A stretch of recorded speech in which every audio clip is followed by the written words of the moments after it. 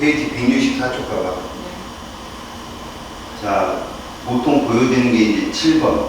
누적이라면 6번도 나오는데, 뭐, 누적을 이렇게 거의 엮어 봐야지. 7번 문제를 보면, 얘들이 중심에, 중심 흑전화를 써줬기 때문에, 이 아이들이 누구의 전자배치를 따른다라는 건 알고 있단 말이야. 그러니까, 자, A 같은 경우는 9번이잖아, 9번. 그지? 그러니까 플로린이야, 플로린. B는 12번.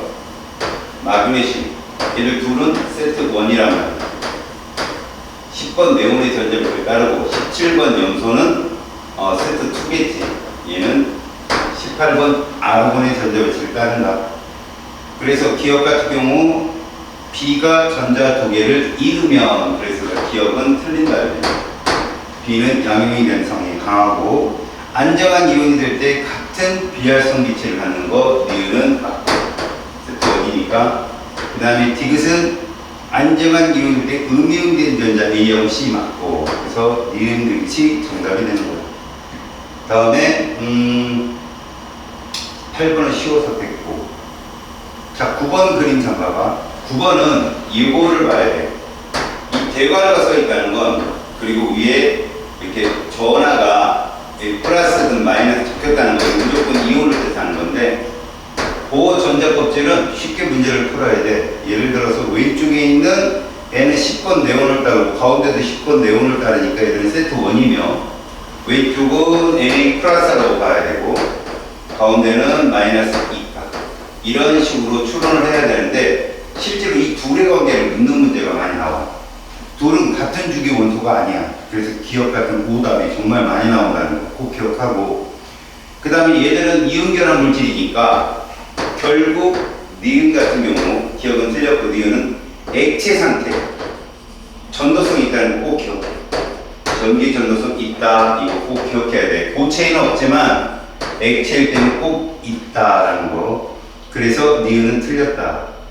그 다음에 결합이 형성될 때 양면에서 음이온으로 그렇기 때문에 이것도 디귿만 정답이 되는 거거든.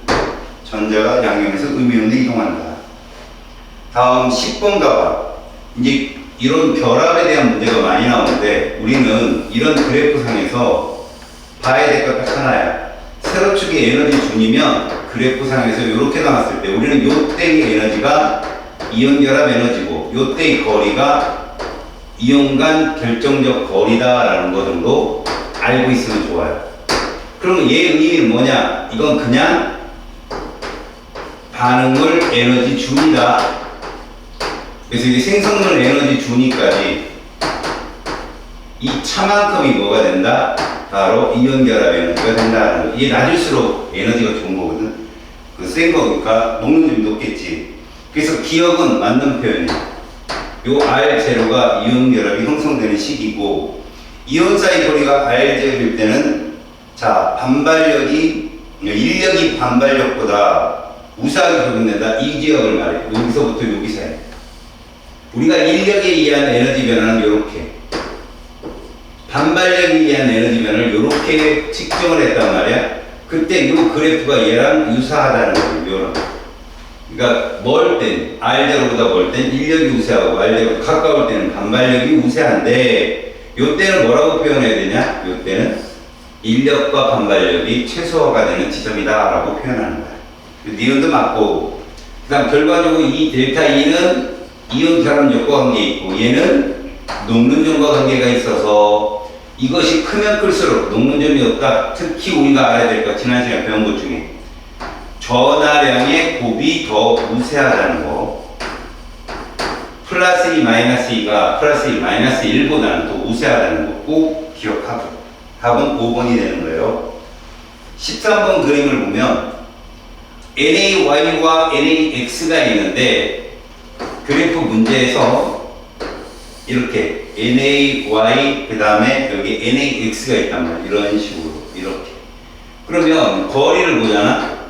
여기가 NaY고 여기가 NaX다. 그렇다면 일단 이 정보는 뭐냐면 이 아이들은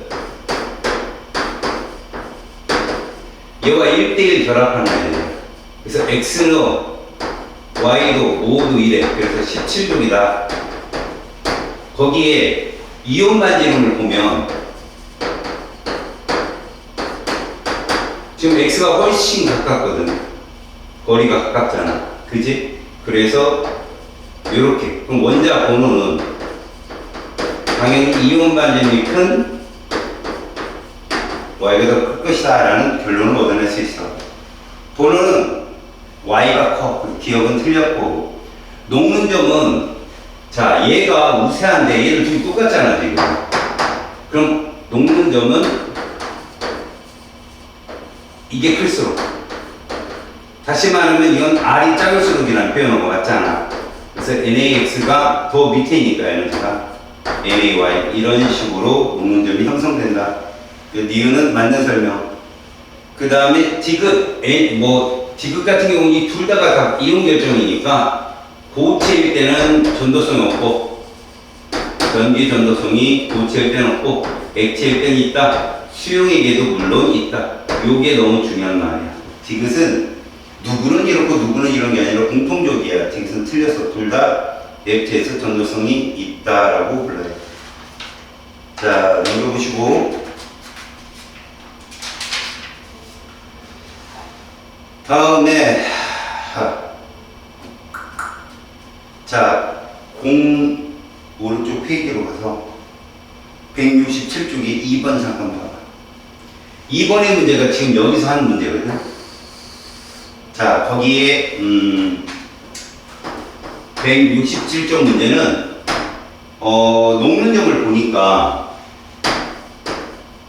얘가 제일 높고 이렇고 그 다음에 누군가 봤더니 NaF야. 자, 이런 식으로 형성이 됐다는 거. 일단은 이 무리들, 이 무리와 이 무리의 차이는 전하력의 그 차이야. 얘들의 무리는. 그 다음에 얘들의 무리는 이거 차이야. 그러니까 얘들의 차이와 얘들의 차이를 알아야 돼. 그러니까 요 놈은 전하력의 곱도 크고 플러스 이가 마이너스 이가로 거리도 가깝다는 뜻을 의미한다. 그래서 이온의 전하량은 얘들이 얘들보다 크다 똑같다고 얘기해야 돼. 기억은 틀렸고. 가에서 산화칼슘이 산화스트론튬보다 녹는 점이 높은 까닭은 거리 차이죠. 니은은 맞는 설명.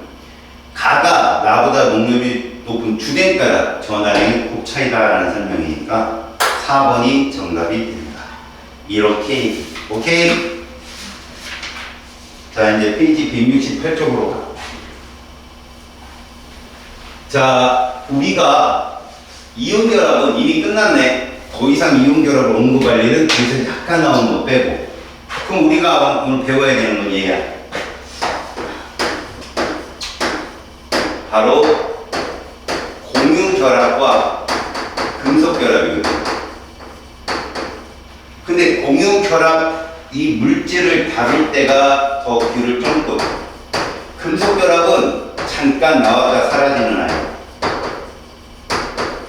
좀 단순하고 공유결합하고는 좀 이온결합과 공유결합은 다른 그런 특성을 갖는 애야. 일단 공유결합에 대한 말을 한다면 우리가 이 구분을 하고 들어야 돼.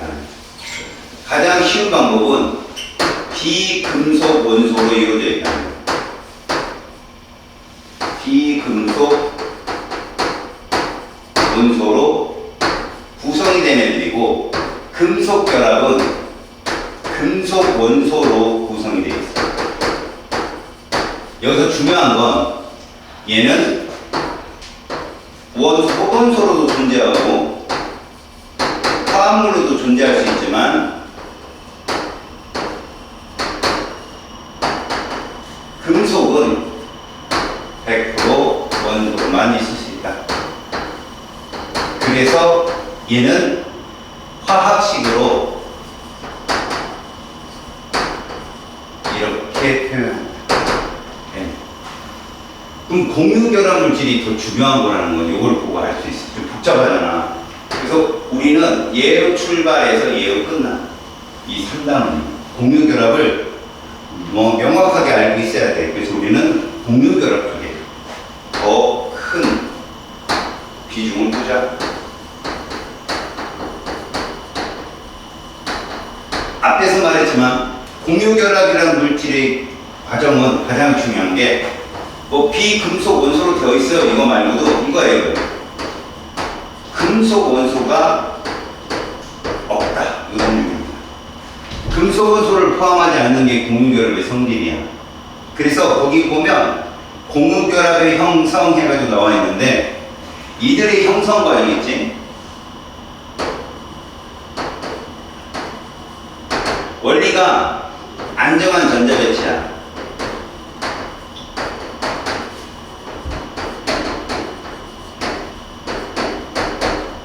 이걸 이루기 위해서는 금속과 다르게 비금속은 원자과 전자수가 많아. 그래서 지들끼리 공유를 함으로써 누이좋고 매우좋고를 형성할 수가 있어. 가장 쉬운 예로 우리가 이제 수소를 표현할 때 이제부터는 보전자 껍질이 아닌 이 보전자 껍질 모형이 아닌 얘를 쓸 거야. 루이스 전자점식. 루이스 전자점식은 보전자 껍질보다는 심플해. 이 루이스 전자점식은 주기를 표현하지 않았어. 그런데 원자과 전자수를 표현했다는 거야. 그러니까 루이스 전자점식만 보면 몇 주기 몇 주기인지 몰라.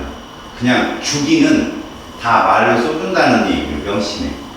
그래서 루이스 전자점식에서 예를 들어 이런 애가 뜨잖아.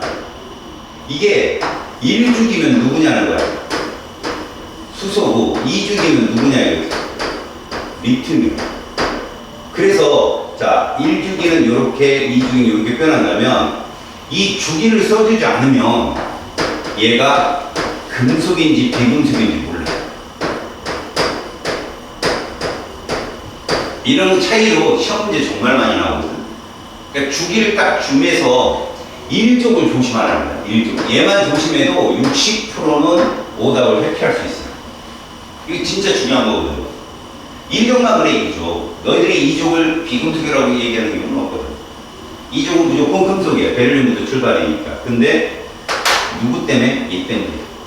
얘 때문에 많이 속는다. 요거를 명심해라.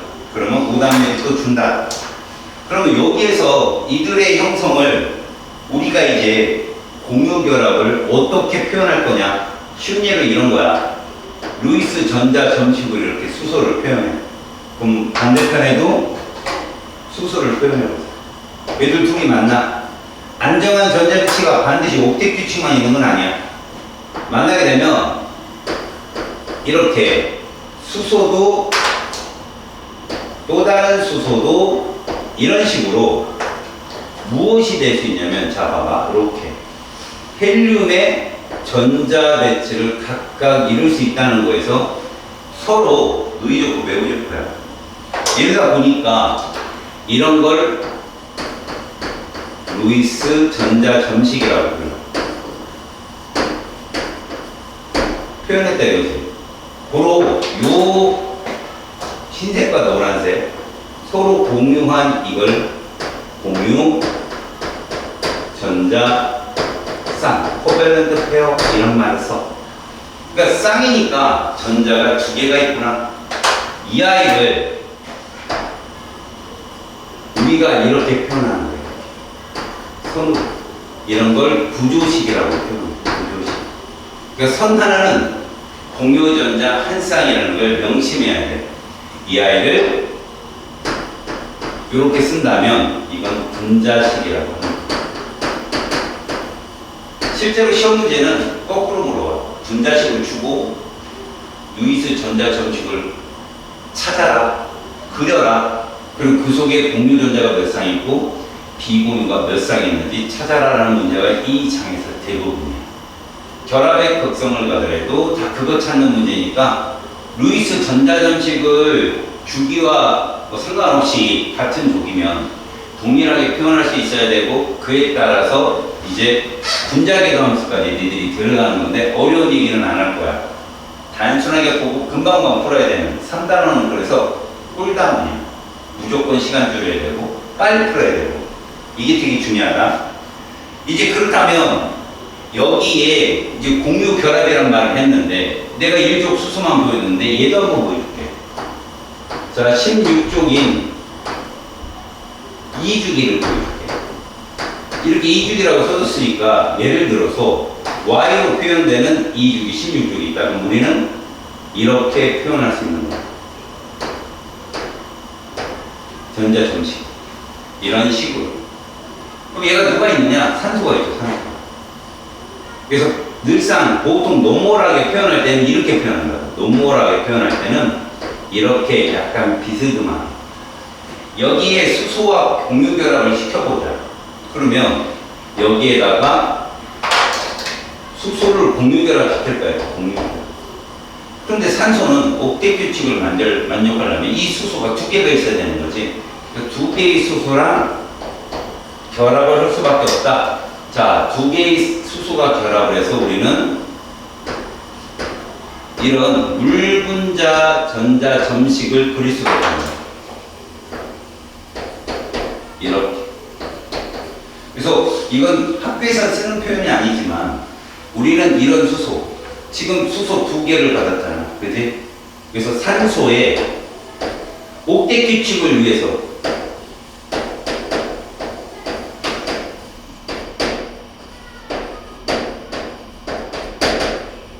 옥텟 규칙을 위해 필요한 산소는 몇 개냐? 필요한 수소는 필요한 H수는 2다.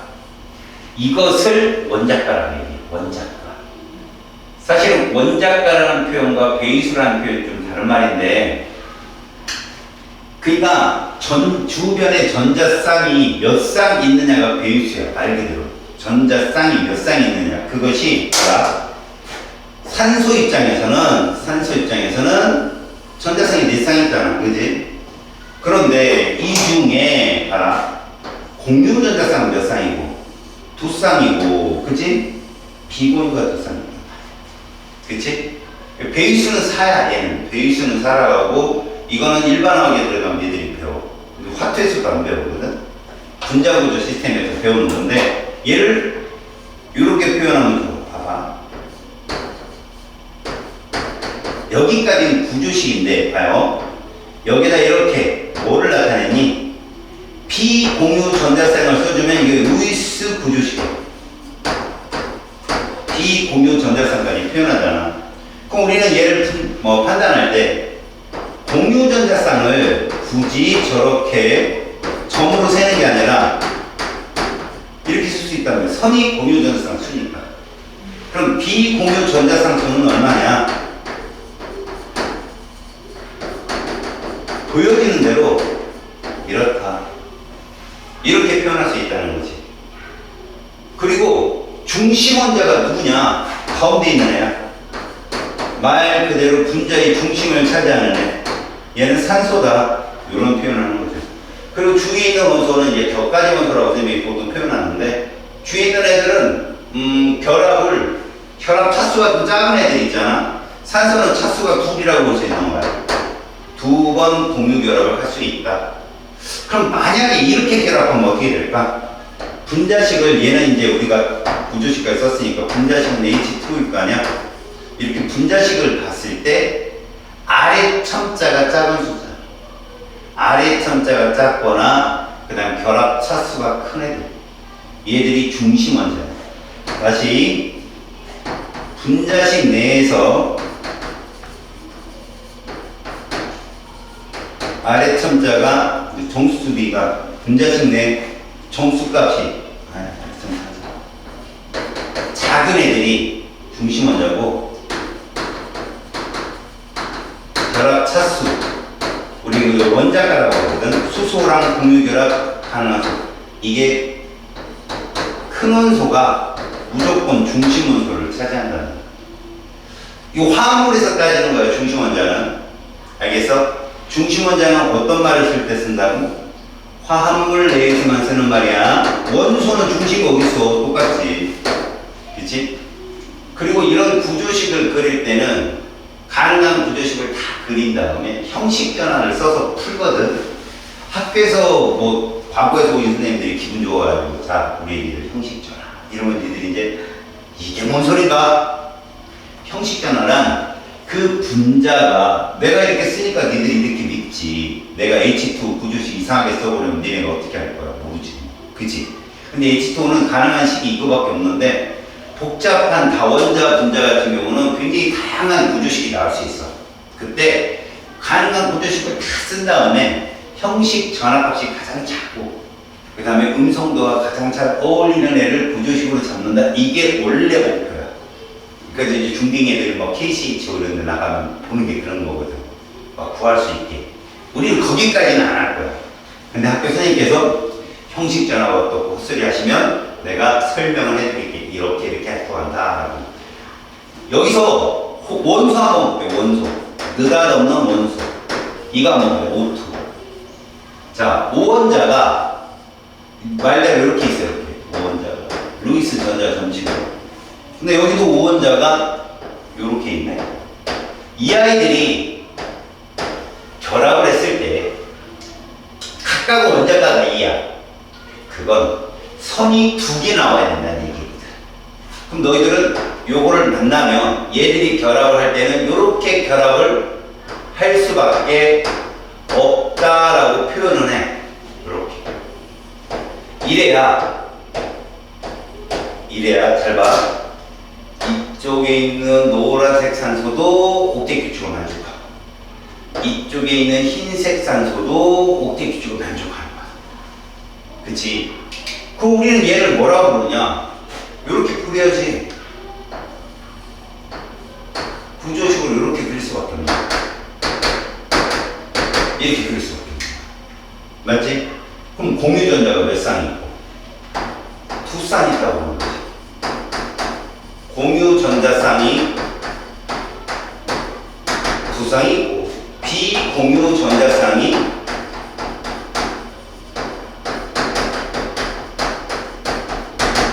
2쌍이 있고 이렇게 되는 경우가 되는 거지. 쏘리. 4쌍이 있겠지. 그러니까 산소는 이렇게 생각하면 좋아. 특별한 대위결합이 아닌 이상은 비공유가 항상 2쌍이야. 그리고 항상 결합수가 2이고 여기까지만 나온다는 거지. 그래서 우리가 꿀다운을 하는 거야. 쉬우니까.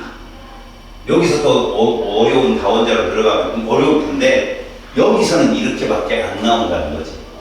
그래서 우리는 지금 이것들을 배운다 이거야. 그래서 거기 공유 결합의 종류라는 게 있어.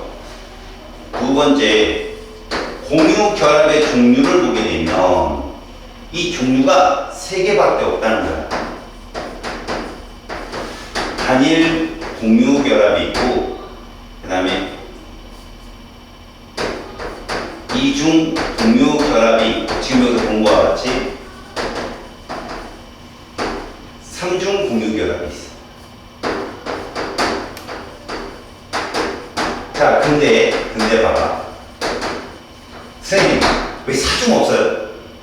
이런 표현 충분히 할 수 있잖아. 왜 4중은 없나요? 5중, 6중, 7중. 이거는 이런 말을 쓰면 돼. 단일하고 2중하고 3중은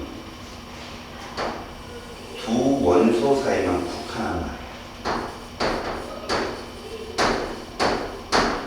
두 원소 사이 결합을 국한한 말이야. 그렇기 때문에 왜 단일 2중, 3중밖에 원자 둘은 더 할 수 없느냐? 중심 원자는 있잖아. 선이 6개도 나올 수 있고, 거기에다가 뭐 5개도 나올 수 있고, 여기까지는 배우지도 않지만.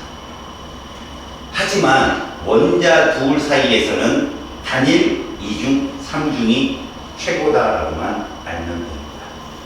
그러면 이게 그냥 막 알려주고 넘어가면 괜찮은데 왜 그런지 알아야 될 거 아니냐? 이건 TMI니까 그냥 보고 그렇구나 하고 넘어가야 돼. 무슨 말이냐면 이제 니들은 물질을 배우는 거잖아. 원자가 아니거든. 다시 말하면 이런 거라고 보면 돼. 실제로 모든 원자들은 얘가 존재하잖아. 이렇게. 모든 원자들은 이런 바닥 상태라는 게 있어. 이건 뭘 의미하냐면 결국 우리한테 본다면 6번 탄소 같은 경우 있잖아. 6번 탄소는 전자 6개를 우리가 배치하잖아. 그러면 이렇게 맨 밑에 박스, 그 다음 박스, 그 다음 박스가 있어요. 내가 박스를 이렇게 밑줄을 치는 이유는 이제 네모로 치는 것보다는 이제 대학교를 가면 밑줄 치는 걸 많이 보거든. 넌 이렇게만 하면 돼. 전자가 이렇게 있다.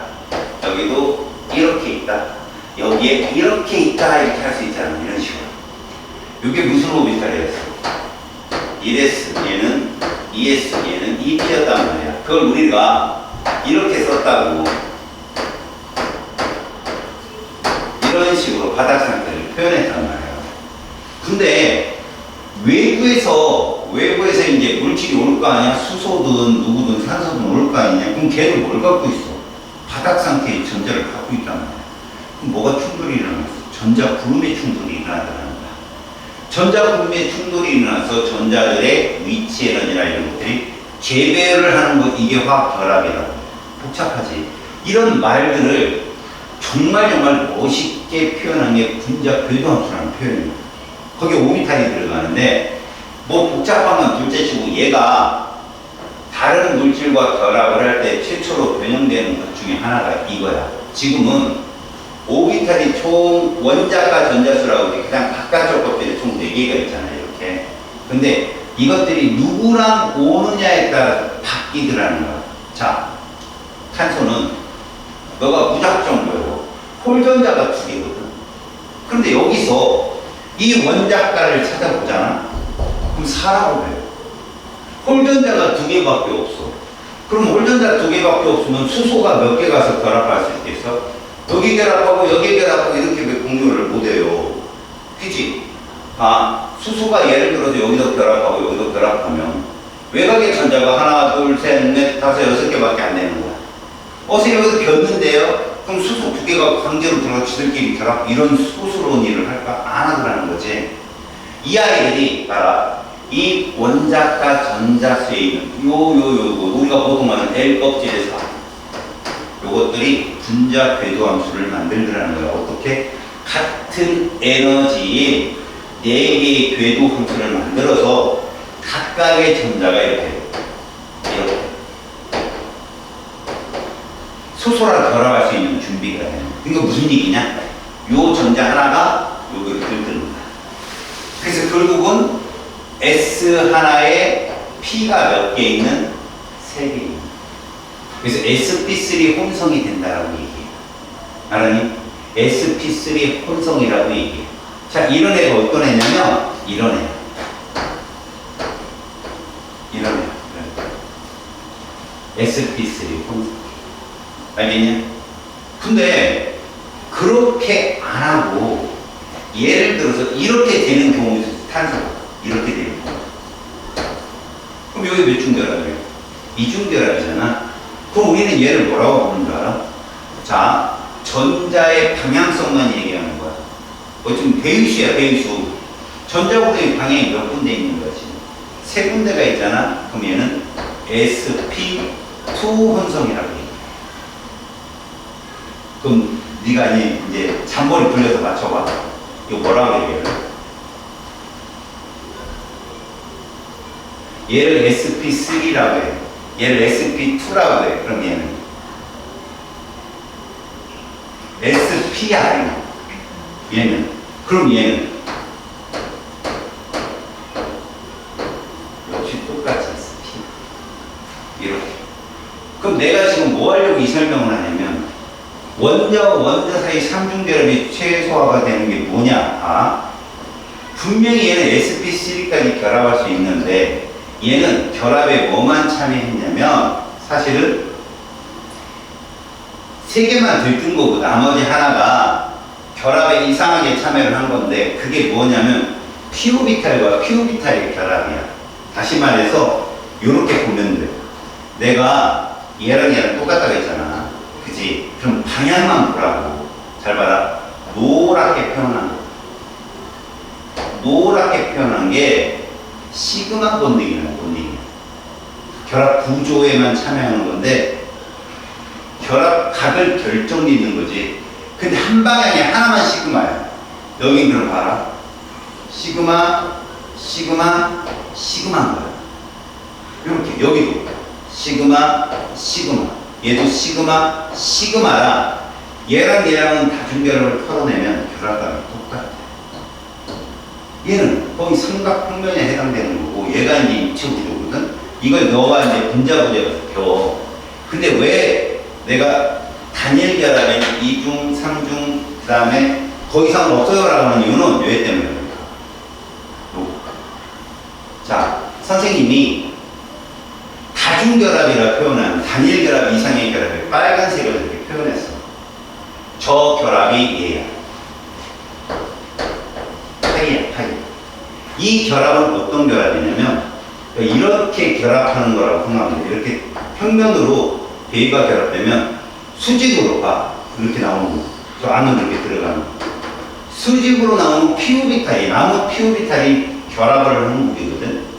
얘들은 직접적인 결합이 아니라 주위에 있는 구름이 공유를 하는 결합이라 이런 누구보다는 시그마보다는 약해. 이 시그마 본딩보다는 좀 약해. 그러니까 시그마 본딩이 결합 중에 제일 세고 파이 본딩은 다중결합에서만 나타나. 근데 여기 하나 더 있지, 밑에. 그지? 이건 뭘 의미할까? 모든, 잘 봐. 모든 옥텟 규칙이 성립을 할 때 방향이 두 개가 최대거든. 그지? 이렇게 되면 방향이 하나야. 그지? 근데 요거 한번 봐봐. 잘 봐.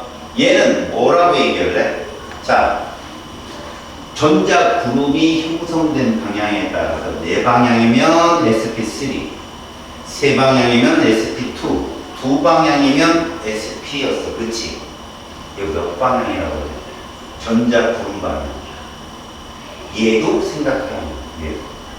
그럼 몇 방향이에요? 맞았어. 그럼 저도 모를까? 잘했어. 너 지금 일반하고 다 학교 선생님이 이런 걸 설명한다고. 그런데 밑도 끝도 없이 걔는 그냥 이러고 끝난다고.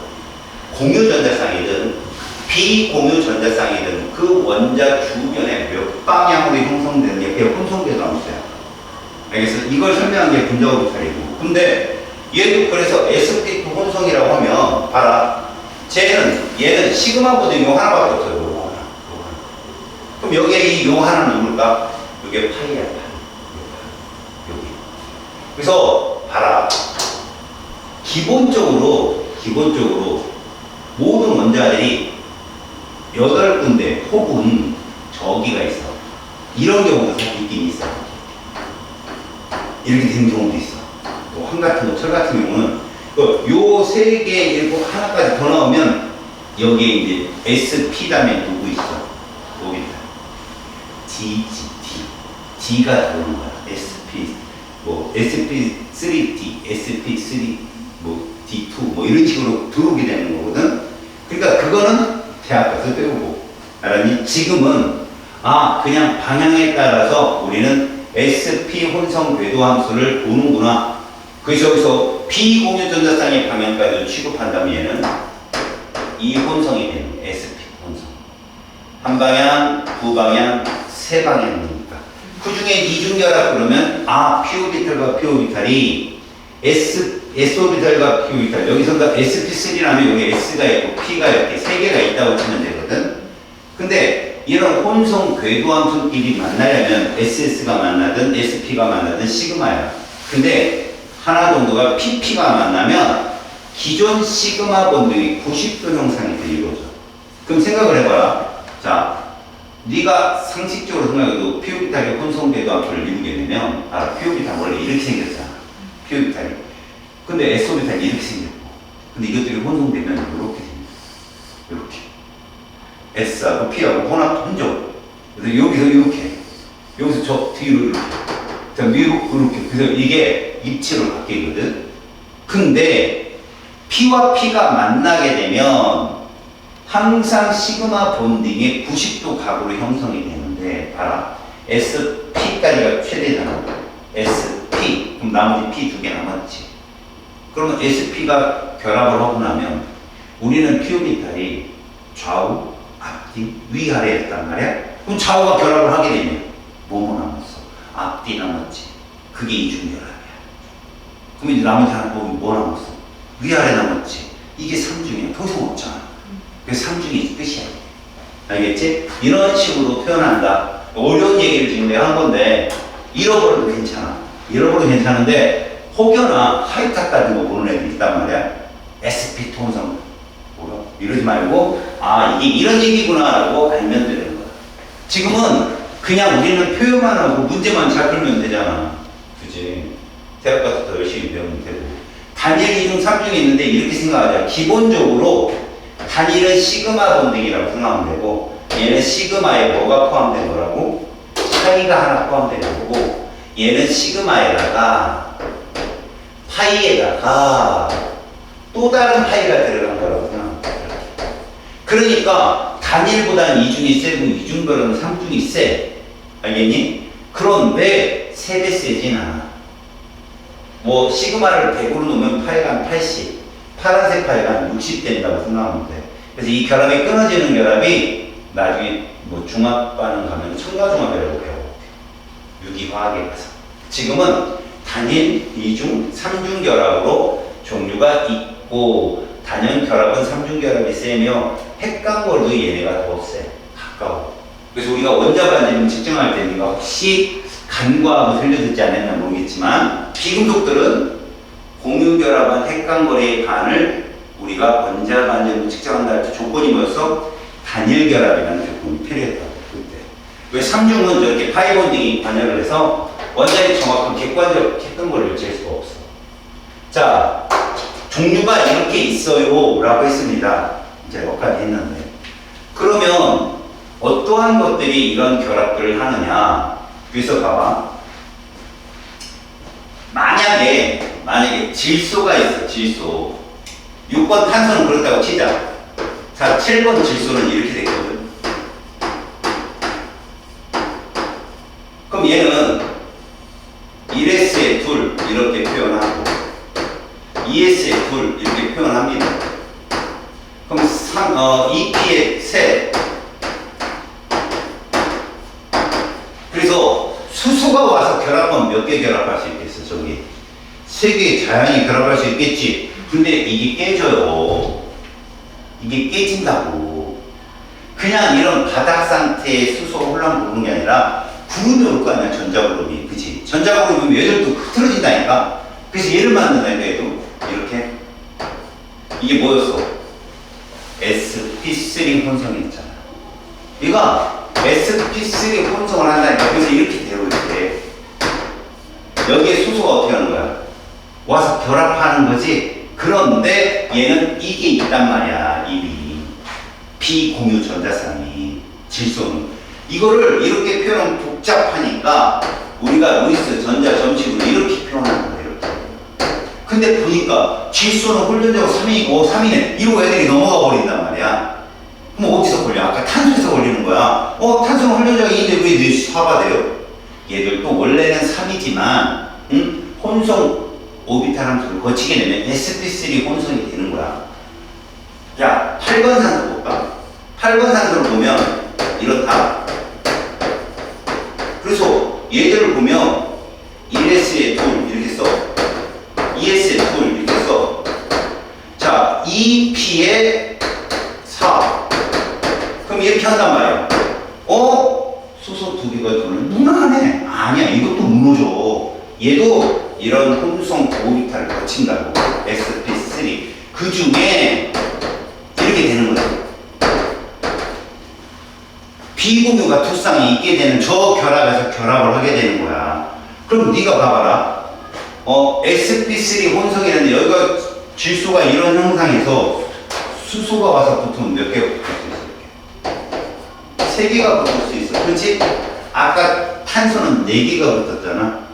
그러면 질소는 3개가 붙으니까 걔는 원자가가 3이라고 하는 거야. 하지만 얘 볼래? 전자구름 방향이 몇 방향이야? 4방향이니까 sp3 혼성이라고 하는 거야. 그럼 산소도 마찬가지야.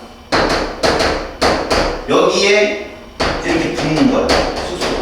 근데 방향이 몇 방향이야? 4방향. 그래서 얘도 sp3 혼성이야. 알았어? 그러다가 이게 이해가 돼야 그 다음부터 결합각 시그마 동등이 어떤 결합을 형성해서 분자가 뭐가 됩니다 라는 하는 건데 복잡하잖아. 그치. 그래서 고등학교 교육과정을 네가 커버를 치려면 이것만 갖고 있으면 거의 마스터키. 요걸 하나 적어놔. 포스트잇 있어? 혹시? 아니요, 없어요. 색깔이 마음에 안 들겠지만 강렬하지 않으면 안 써. 자, 중심원소를 써줄 거야 여기다가. 근데 중요한 건 얘들이 정말 많이 나오는데 14족. 자, 우리가 14족 그러면 탄소거든, 탄소. 그리고 그 밑에 누가 있어? 규소가 있단 말이지. 규소나 탄소나 똑같다고 보면 되고, 그 다음에 15족. 다 쓰고 써. 옆으로 나가는 게 얼마나 나가는지 봐야 되니까. 질소 말고도 인이 또 이런 구조야, 인. 16족. 산소 말고도 황이 또 이런 구조야. 루이스 전자신 족과 상관없댔으니까 17족. 플로린 말고도 염소도 이런 거야. 자, 거기에 1족 비금속 누구 있지? 수소. 얘만 하는 거야. 이 아이들은 수소와 공유결합 가능수, 이거를 내가 아까 원작가라고 했어. 알겠지? 얘는 최대 4개, 3개, 2개, 1개, 1개가 돼. 그래서 이게 큰 애가 중심 원자야. 예를 들어 볼래? CO2 누가 중심 원자가? 아래 천자가 적고 차수가 큰 애. C 이렇게 보는 거야. NF3 누가 중심 원자야? 이렇게 보는 거야. 그러면 예를 들어서 야 NO2가 있으면 누가 중심 원자겠냐? N이야. 근데 너한테는 안 나와. 왜? N은 형식전화를 되게 복잡한 거야.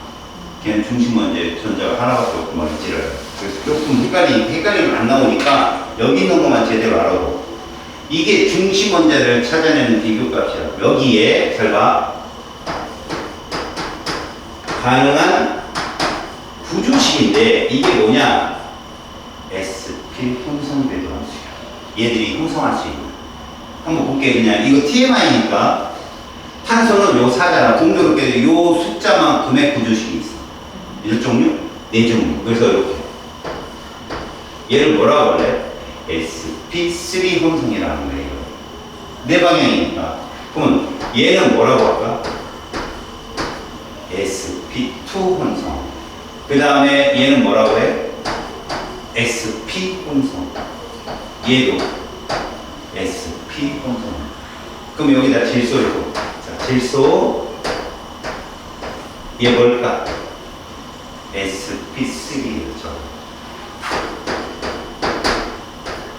이건 뭘까? 이렇게 얘기하는 거야. 그 다음에 이건 sp. 이렇게. 이런 거구나라고. 산소는 이거 뭘까? sp3 혼성. 그 다음에 얘는 뭘까?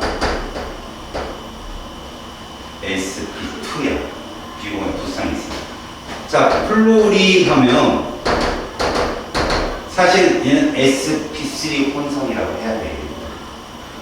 그 다음에 얘 같은 경우는 하나, 단일 결합이잖아. 그래서 그냥 딸랑 하나. 얘들은. 자, 그러면 이런 구조식을 가지고 우리가 앞으로 만들어낼 건데, 이제 봐봐. 거기에 써 있는 게 다 이걸 해석을 해주는 거야. 예를 들어보자.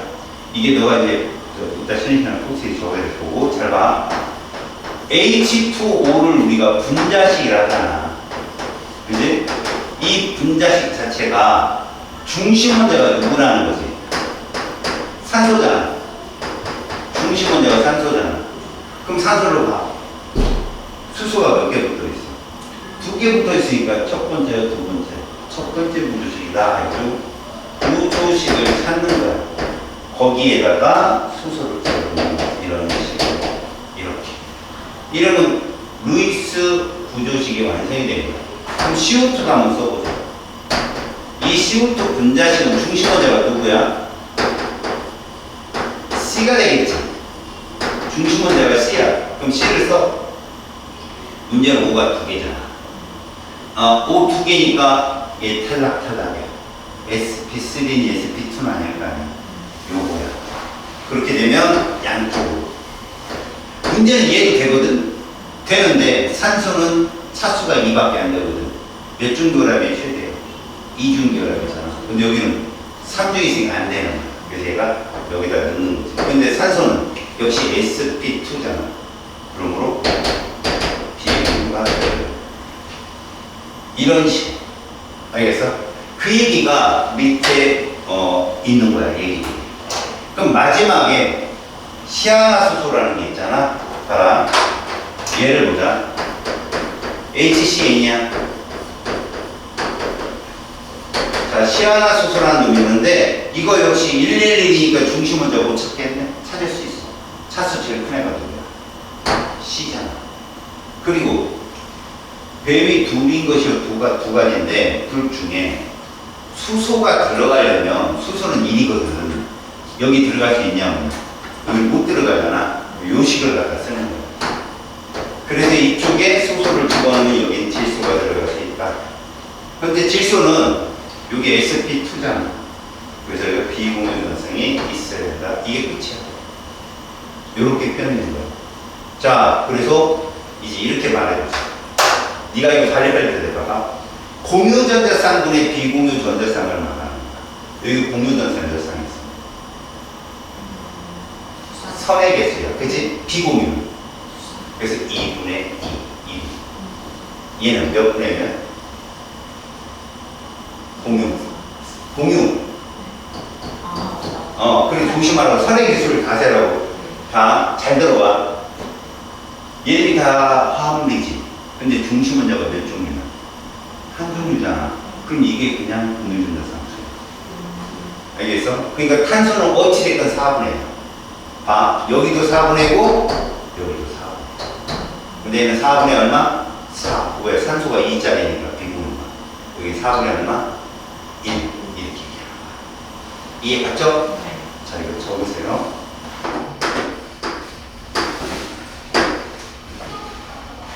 자, 보면은 공유결합의 형성과 에너지 변화라는 게 있어요.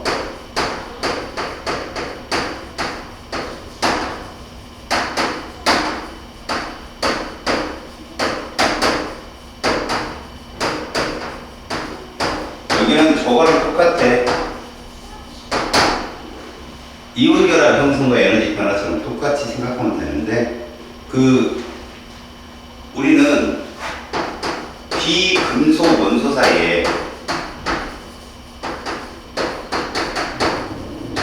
작용하는 힘이 하나의 힘이 아니라는 걸 이온 사이에서도 반발력이 있고 인력이 있습니다라는 것처럼 여기서도 있어.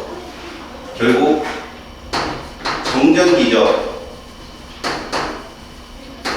인력도 있을 수 있고 그 다음에 반발력도 있을 수 있다는 거지. 근데 우리가 이미 배웠잖아. 이 두 힘은 가까울수록 세죠. 그지? 근데 멀리 떨어져 있으면 뭐가 우세하고? 인력이 우세하고 가까우면 반발력이 우세하다는 걸 이온결합 때 배웠단 말이야. 그지? 대신에 이 그래프적인 해석은 똑같고 봐봐. 내가 수소를 예를 들 거거든. 반응 진행 방향이라고 갖고, 자, 여기에 에너지 준위가 여기에 해당되는데 반응물이 있는 건데 반응물이 뭐냐 봤더니 수소 원자와 수소 원자인 거죠. 이 둘의 에너지 준위가 여기야. 그러니까 이걸 반응물의 에너지 준위 혹은 반응물 엔탈피 이렇게 되어 있게 내부 에너지라는 표시야. 대신 저건 알 수 없어. 얼마인지. 근데 이 아이가 결합을 해서 얘가 되잖아. H2. 얘가 되면 에너지가 낮아진다. 여기에 에너지는 뭐라고 표현돼? 생성물 엔탈피 이렇게 표현. 인간은 요 엔탈피 변화만 측정이 가능합니다. 특정 온도 압력의 에너지 준위는 알 수 없다는 것이 화학에서 흔히 말하는 말들입니다. 위가 얼만큼 떨어지나 봤더니 436kJ만큼 모았다, 몰다 발생을 하고 다시 결합이 될 때는 분해가 될 때는 참 요렇게 이 두 에너지 이름이 달라. 내려오는 건 결합 에너지고 올라가는 건 해내 에너지거든. 그런데 똑같이 취급해. 그게 똑같으니까. 그럼 이거를 그래프로 표현하면 어떻게 되느냐? 이렇게 표현된다. 그래프로 표현되면 물론 여기가 누구냐라고 한다면 반응물의 엔탈피라고 보라고. 그 다음에 이 아래쪽에 있는 것이 바로 원자간 핵간거리. 다시 말해서 원자핵 거리라고 놓자. 뭐 피코미터도 좋고 나노미터도 좋으니까.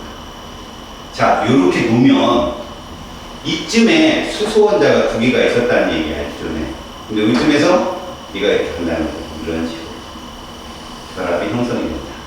그럼 요때의 거리, 뭐 나노미터면 0.074인데 피코미터니까 74 이렇게 됩니다. 아내가 피코미터를. 그러면 이렇게 써있다라고 했을 때 요 에너지가 얼마인가 봤더니 이렇게 써있다. 이렇게. 그럼 우리는 요거만 알면 돼. 0이라는 의미가 딴 게 아니라 반응물 에너지 준이구나, 엔탈피구나 이렇게 보면 되고, 수 분자가 됐을 때 요 436이라는 요 값은 사실은 차이고, 여기 포인트가 생성물 에너지 준이다. 이 값은 알 수 없지만 요 값이라는 게 뭐냐? 얘와 얘 차이다. 요게 에너지 차이다. 이렇게 써주는 거야. 그러니까 이 밑으로 오게 되면 얘는 수소 분자가 되는데, 수소 분자를 해리시키려면 436의 에너지가 필요하다. 이런 뜻을 표현해주는 거야. 역시 마찬가지야. 자, 얘들도 그래프상으로 힘을 본다면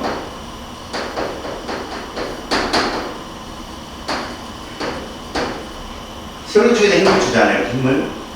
그럼 요 0.074 피코미터 요 점을 기점으로 두 힘은 모두 세지는데 이렇게 되는 거다.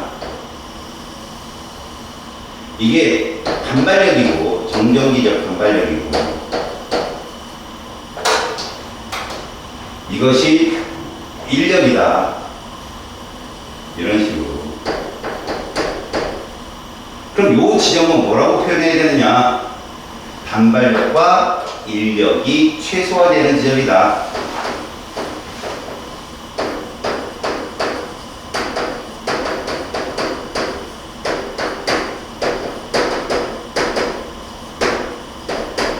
이렇게밖에 말을 할 수 없다.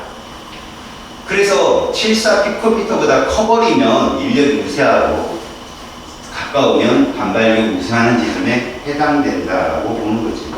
거기 뭐 A, B, C, D 이렇게 써있지만 A, B, C, D 이렇게 써있잖아. 얘들은 그냥 인력과 반발력이 누가 최대인지 이것만 알아두면 되는 거야. 알았어요? 그 얘기가 여기에 대한 얘기다. 자, 그렇다면 우리는 이 표를 가지고 뭘 할 수 있느냐? 요동도 정보. 자, 수소 원자 반지름이 얼마냐? 지금 핵간거리가 74란 말이야. 이거의 반이야, 이거. 그래서 여기 74 피코미터라면 얘는 이렇게 쓸 수 있잖아요. 이걸 안 할 수 있는 거야. 그 다음에 결합 에너지가 얼마냐 이건 알 수 있다는 거죠. 결합 에너지는 이거다. 수소 원자력 1몰당 436개. 이 정보를 얻어낼 수 있다. 이런 얘기야. 알겠지? 이 정보에서 얻어낼 수 있는 거는 이런 거다라는 거야. 자, 이제 공유 결합 물질의 특성이라는 게 있어.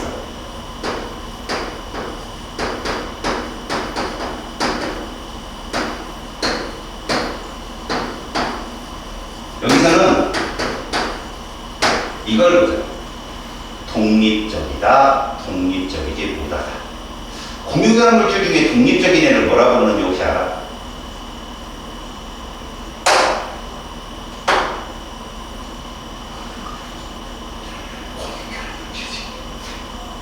독립적으로 존재, 하나하나 셀 수 있는 얘들을 기체로 분석을 해서 아보가드로가 이거론을 주장하잖아.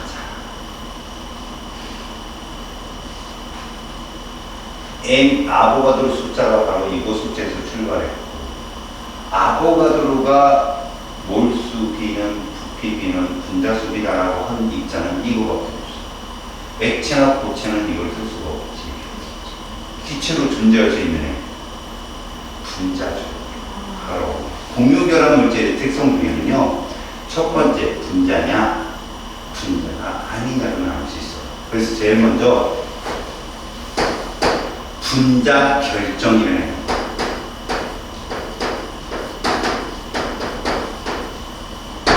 얘는 일단 공유결합 물질이지만 독립적으로 존재할 수 있는 애라고 생각하면 돼요.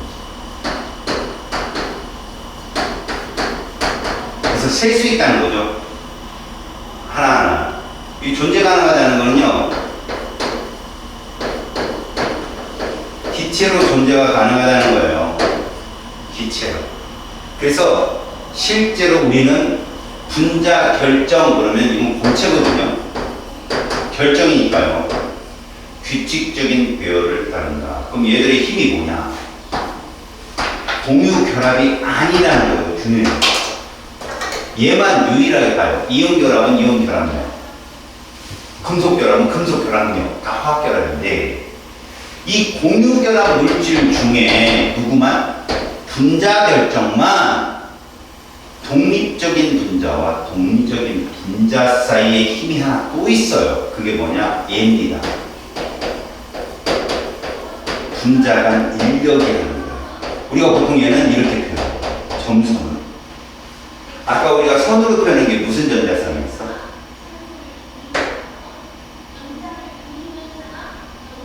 공유 전자성이었지? 아, 그게 공유 결합이거든. 그런데 걔는 선인데 그렇다면 걔는 화학 결합인 거야. 이 점선은 뭐냐? 물리적 결합이에요. 물리적 결합. 물리 변화라는 거지.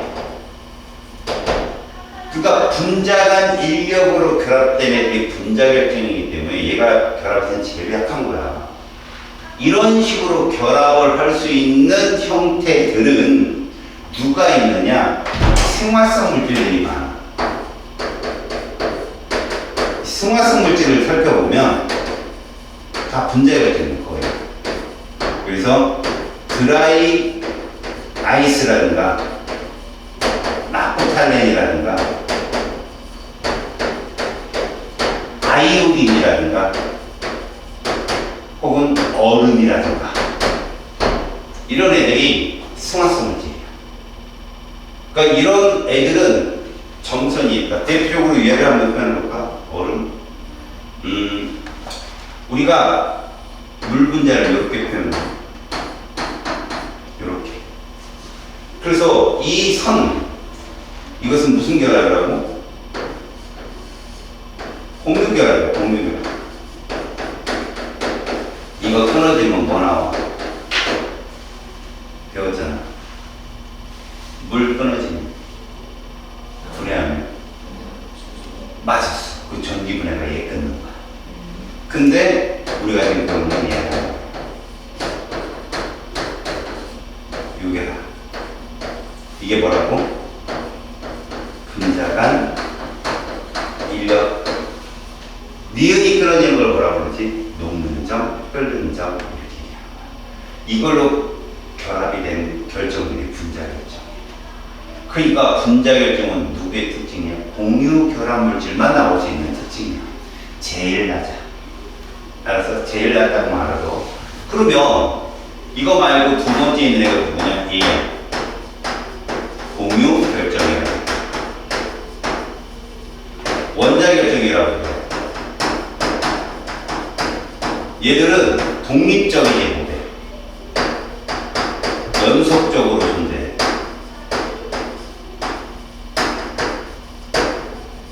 그래서 기체로 존재하기가 정말 어렵고 얘들의 힘은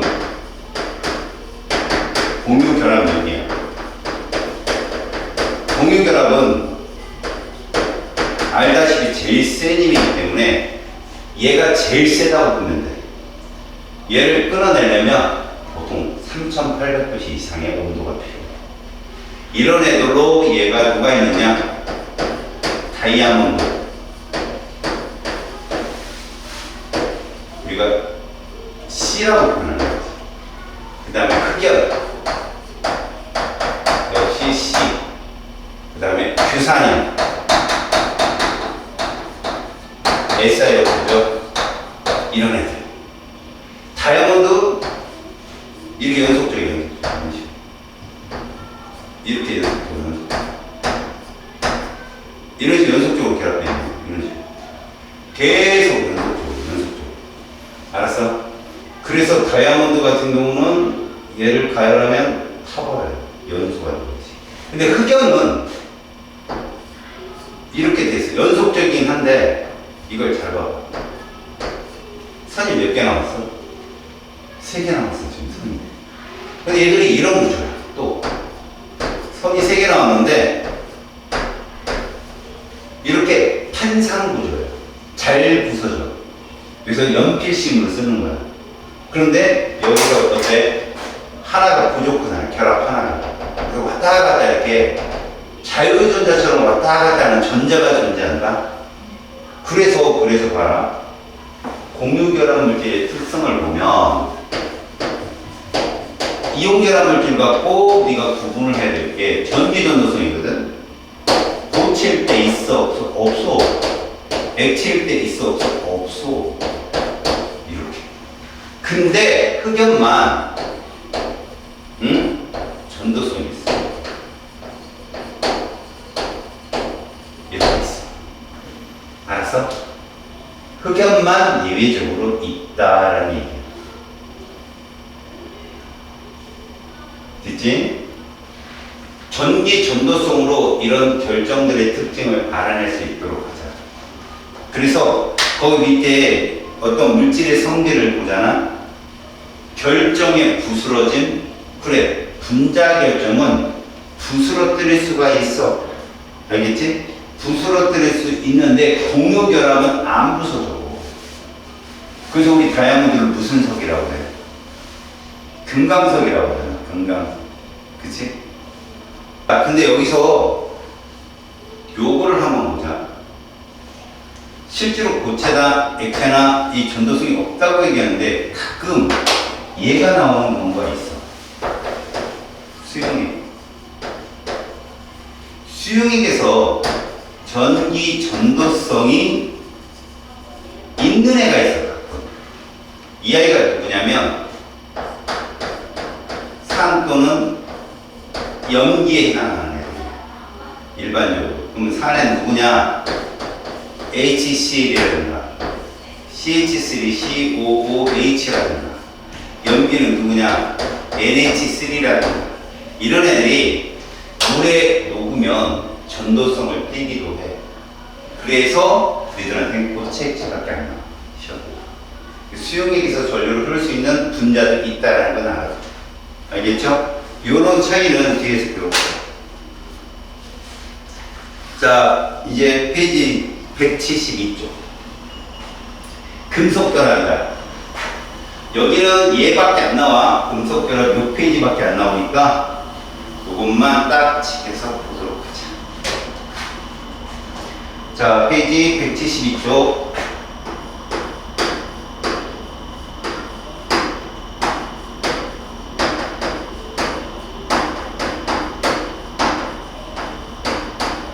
자, 금속 결합이라는 게 있어요. 금속 결합은 실제로 조건이 이거야. 그 힘이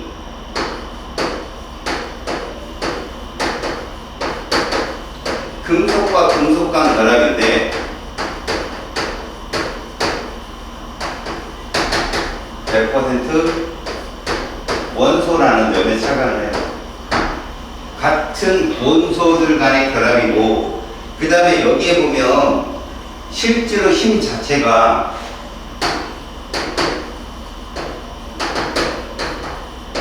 중심의 양이온과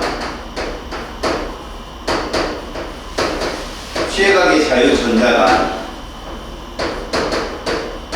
정전기적 인력이라고 되어 있어요. 이들은 중심의 금속들이 외곽의 자유전자를 갖고 있는 건데, 이 자유전자들이 어떤 특정한 중심 양이온에 속해 있지 않다. 그래서 그 순간순간에 자기한테 영향이 더 있는 양이온의 전하를 따라 움직이게 되거든.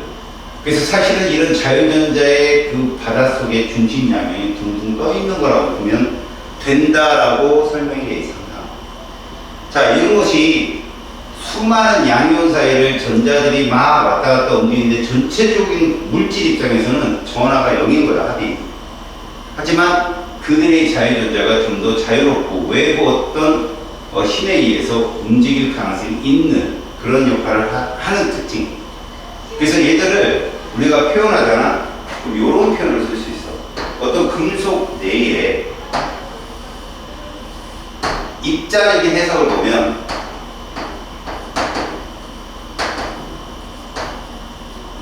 얘가 중심 양이온이라는 거죠. 여기에 만약에 이런 식으로 내가 표현을 해놨어요. 그러면 너는 해석상 얘가 1조 원소구나 라고 해석을 합니다. 외곽의 자유전자가 하나 있구나. 근데 내가 이렇게 그리면 중심 양이온이 2개인데 전자가 4개다. 이러면 2조 원소구나 라고 해석합니다. 알겠지? 여기서 이 중심 양이온은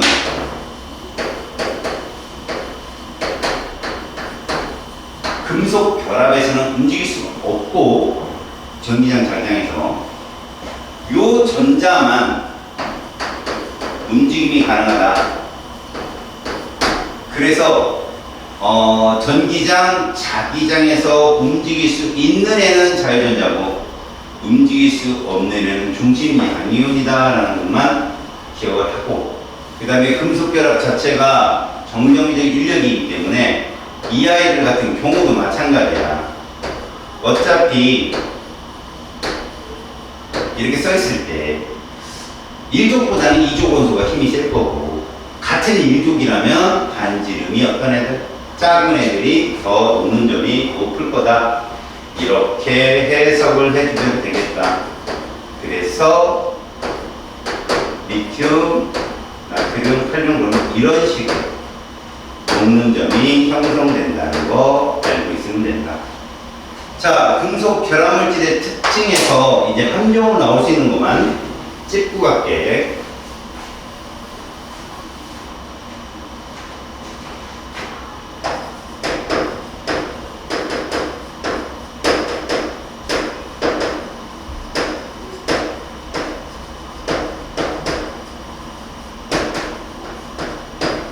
자, 특성 과정에서 누가 나오냐면 첫 번째, 그냥 녹력 끓는 점은 높다, 비교적 높다 이렇게 나와 있어. 그냥 그거는 사실 화학 결합이기 때문에 그래. 비교적 높다는 표현은 누구랑 상대값으로 표현한 거냐면 분자 결정보다는 높죠. 걔는 분자가 인력이니까. 이제 두 번째부터 나오는 거 잘 봐. 전기, 열, 전도성이 좋다. 여기서 전기장, 자기장 내에서 자유전자는 움직임이 가능하죠. 그러나 중심 양이온은 어때요? 안 움직인다는 걸 명심하세요. 움직이지 않는다. 이게 이온 결합 물질과의 차이점이에요. 자유전자는 음극, 양극을 걸어주면 이 전자들이 양극 쪽으로 움직이거든요. 자기장을 걸어도 마찬가지예요. 플레밍의 오른손 법칙에 의해서 전류 방향, 그 다음에 우리가 자기장 방향을 딱 적어주면 손바닥 방향 쪽으로 전자가 움직여요. 한쪽으로. 그런데 중심 양이온은 절대 움직이지 않습니다. 시험에 잘 나와요. 알아두세요. 얘들은 움직이지 않는다. 또 세 번째, 고유한 광택이 있다. 금도 있고요, 은도 있고요. 웬만한 금속들은 반짝반짝 빛이 나요. 이거는 자유전자 때문에 그래요. 자유전자의 산란 때문에. 네 번째, 외력을 받으면 연성과 전성이 나타난다.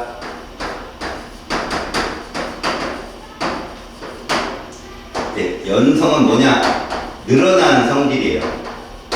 그래서 여기서 뽑힘성이라고 부르고, 전성이라는 건 넓어지는 현상, 퍼짐성이에요. 근데 이때 알아야 될 게 뭐냐? 요 둘 작용에 의해서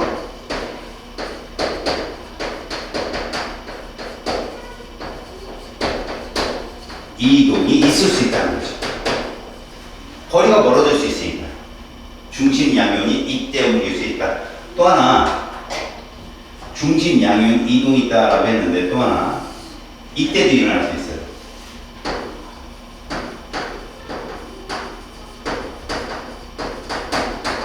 용융 되었을 시도 이 우동이 일어날 수 있습니다. 백지 상태가 되면 좀 멀어질 수 있으니까. 알겠지? 그런 경우도 생각을 해 두십시오. 됐죠? 자, 그러면 이제 우리가 화학결합 세 가지에 대해서 배웠고요. 거기에 공유결합 물질에서 볼 수 있는 분자간 인력까지 배웠거든. 그렇다면 이제 이런 물질의 성질을 한번 확인해 봅시다. 화학결합과 물질의 성질은 어떻게 구분할 것인가? 일단 우리가 주어지는 데이터를 보잖아요. 전기 전도성을 줘요. 고체와 액체일 때. 그 다음에 녹는 점, 끓는 점을 줘요. 이러면 물질이 있잖아요. 우리가 보통 말하는 금속 결정이 있다고 쳐봅시다. 자유전자가 존재하잖아. 이렇게 된다는 거죠. 얘부터 구분하면 99% 구분이 됩니다. 그 다음에 이온 결정이 있죠. 고체일 때는 없지만 액체일 때는 있죠. 그 다음에 분자 결정이 있죠.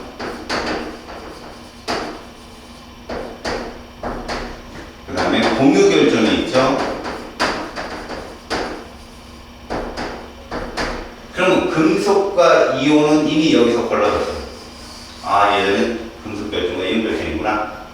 그러면 분자 결정과 공유 결정은 여기서 걸러야 돼요. 매우 높습니다, 얘가.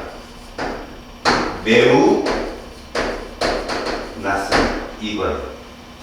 이런 결정들을 구분을 다 할 수 있겠죠.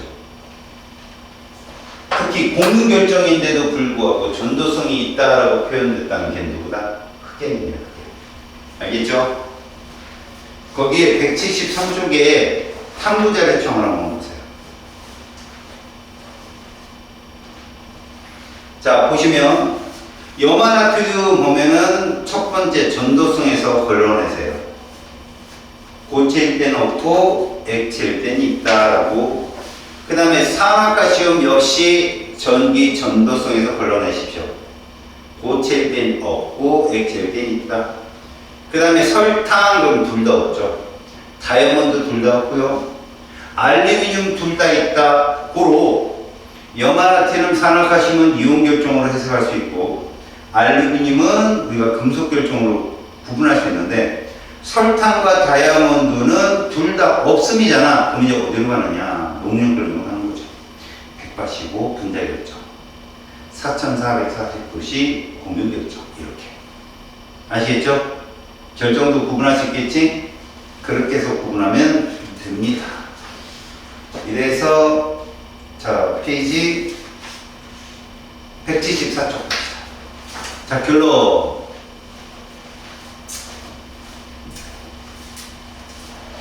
자, 1번. 가의 이름은 자유전자죠, 자유전자. 두 번째, OX. 금속결합은 양이온과 자유전자 간 사이의 정전기적 인력에 의해서, 그래서 1번은 틀린 답변이고요. 2번. 금속이 연성과 전성을 나타내는 까닭 자유전자죠, 당연히. 그가 결합을 계속해서 전기력이라고 하는 건 멀리 떨어져도 계속 작용하잖아요. 걔들 때문에 그렇습니다. 세 번째, 금속의 전원장치를 연결하면 금속 양이온은 양극 쪽 부끄럽죠. 양이온은 전기장, 자기장에서 움직이지 않는다. 네 번째, 금속이 전기 전도성을 나타내는 까닭은 뭐 때문에 그렇다? 자유전자 때문에 그렇죠. 맞습니다. 자, 세 번째, 금속은 우리 주위에서 다양하게 이용되는데 알루미늄 포일, 구리전선 각각 금속의 어떤 성질이냐? 포일이라는 건 우리가 둘러 이렇게 덮는 거잖아. 그지? 전성을 이용한 것이고요. 구리전선은 전기전도성을 이용한 거죠. 다시 말해서 그걸 쭉 뽑힘성, 연성을 이용한다라고 보시면 됩니다. 네 번째, 금속결합 물질이 성질되는 설명입니다. 고체 상태와 액체 상태에서 전기 전도성은 있다라고 보셔야 됩니다. 금속결합 물질. 외부 힘에 의해서 변형되어도 결합은 그대로 되죠. 그게 연성과 전성이야. 부서지거나 그러진 않는다 이거죠. 자유전자에 의해서 열 전도성이 나타나고요. 네 번째, 녹용결합이 대체로 높은 까닭. 금속 결합력이 강하기 때문에 이온 결합력 아닙니다. 조심하시고. 자, 구리 금속 결합으로 가시고, 염화 수소 이거 공유 결합입니다. 다이아몬드 역시 공유 결합이고요. 산화 마그네슘 이온 결합인데 2번, 3번을 굳이 더 구분한다면 염화 수소는요 분자 결정이라는 말을 쓰지 않아요. 왜? 염화 수소는 고체가 없기 때문에. 알겠지? 그냥 공유 결합 쪽에서 멈추고 다이아몬드는 공유 결정이라는 말을 쓰지요. 여섯 번째, 전기 전도성을 나타내는 것입니다. 고체 상태, 염화나트륨 없다, 액체 있다 하면 기억리은은 모두 있음이고요. 설탕은요 고체일 때는 없고요, 액체일 때는 어때요? 역시 없습니다. 마그네슘 고체일 때 있고요, 액체도 있습니다. 이렇게. 자, 그래서 나머지는 자네가 더 풀 수 있는 대시오. 잠깐 175쪽에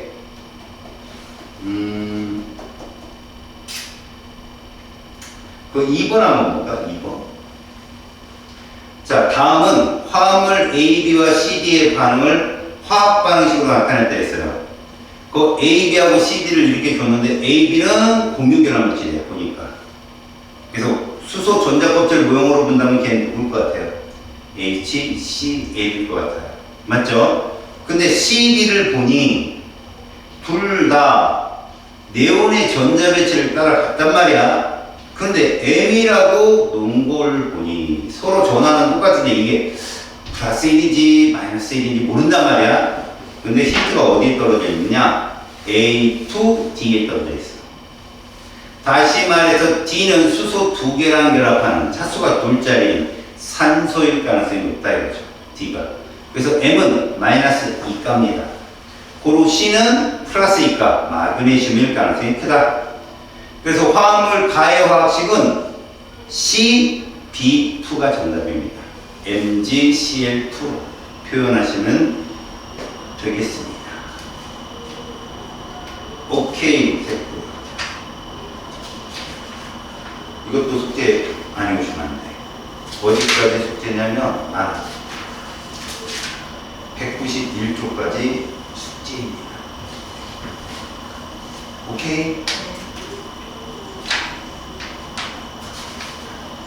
자, 페이지 194쪽. 이제부터 결합의 극성에 대해서 배우거든. 과연 이온 결합과 공유 결합이 선생님이 니들이 문제를 접근하기 쉽게 금속과 비금속, 비금속과 비금속 관계를 얘기해 줬지만 그렇게 흑백으로 확실하게 결정적인 건 아니라는 거지. 다만 그렇게 흑백으로 결정이 탁 짓는 것만 고등학교 교육과에서 나오기 때문에 그러는데 실제로는 이온 결합이니 공유 결합이니 다 얘 때문에 구분을 하게 되는 물질들의 특징이야.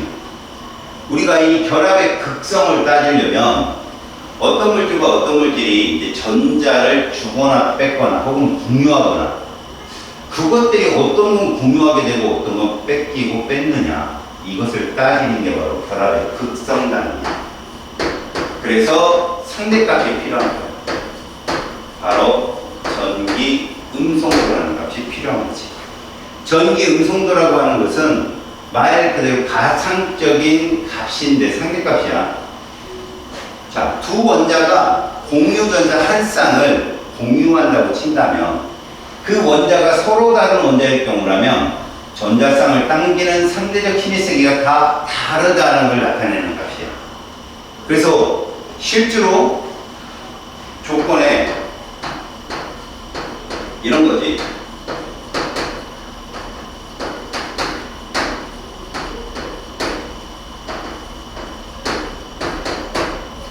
공유 결합을 형성할 시 전자쌍을 당기는 상대적 힘의 세기라고 합니다.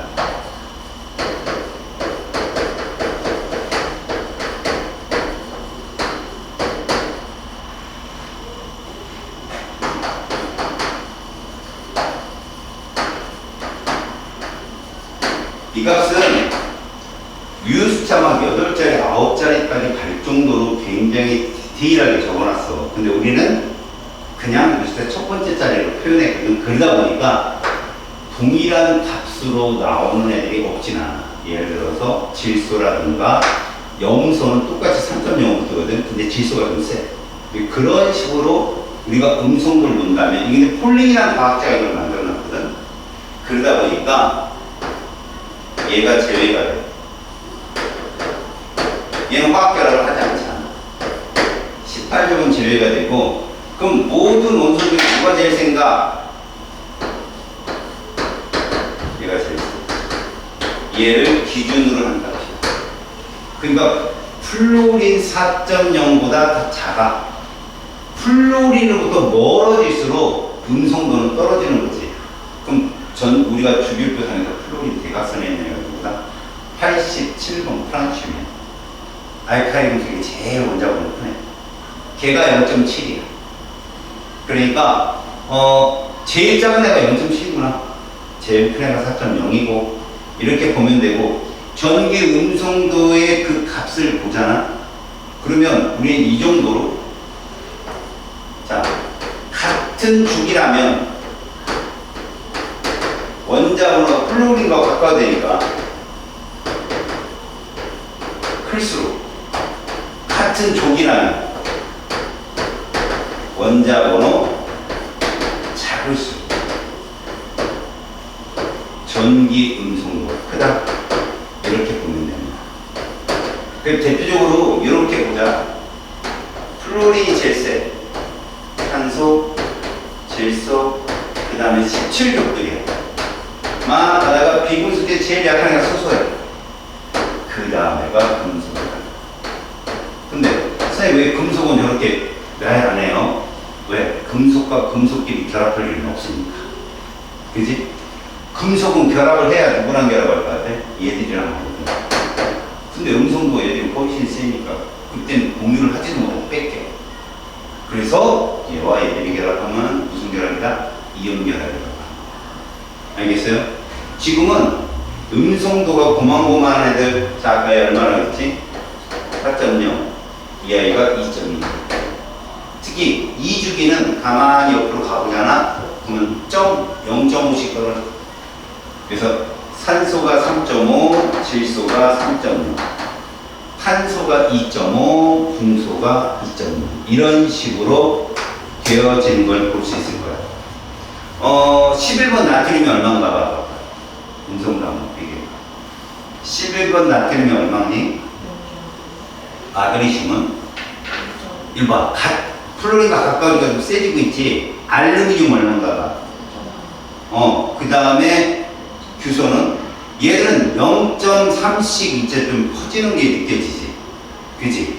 위에 2주기는 0.5씩 커지는 게 느껴지고. 맞지? 그런데 이제 황이나 염소에 가면 갑자기 커져. 황 쪽으로 가면 얼마가 떨어져? 2.5가 떨어지지. 이건 탄소랑 비슷한 값이거든. 알겠니? 그 다음에 염소는 3.0이 떨어지고 질소랑 비슷한 값이에요. 이런 식으로. 근데 2주기가 세, 훨씬. 알겠지? 이런 것들이 바로 전기음성보다. 자, 플루린보다는 염소가 약하고 3.0으로. 그 3.0보다는 2.8 브로민이 더 약하고 그거보다는 1.5 아이오딘이 더 약하고. 번호가 멀어지면 플루린에서 염소로 1.0 떨어지지. 염소에서 브로민 0.3 떨어지지. 그다가 갑자기 브로민에서 안진 0.3 떨어지지. 0.2, 0.3 이런 식으로 떨어질 거야. 계속.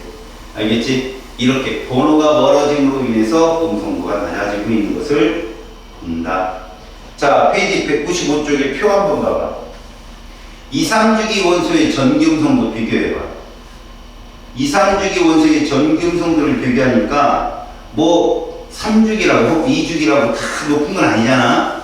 그런데 어떤 결론이 나올 수 있다. 플로린과 가까울수록 음성도가 점점 세지고 있다라는 것을 보여주고 있는 거야.